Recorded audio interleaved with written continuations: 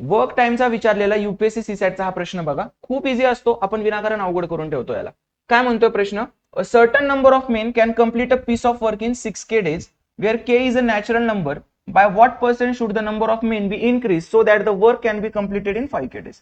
मी म्हणतो की 100 मेन होते, 100 मेन ऍज्युम करू आपण, ते किती दिवसात काम पूर्ण करतायत? 6K days मध्ये काम पूर्ण करतायत.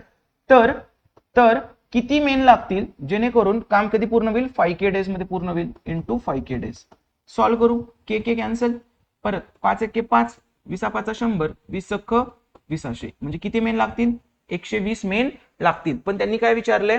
Bye what percent should the number of men be increase. सुरुवातीला किती होते? 100 होते, आता किती लागतायत? 120 लागतायत. सो 100चं 120 झालं तर किती टक्के वाढलं? 20% इन्क्रीज. Option number C. एकदम इझी कन्सेप्ट न आपले सगळे एक्झाम्पल सॉल्व्ह होऊ शकतात, फक्त क्वेश्चन नीट तुम्ही वाचला पाहिजे.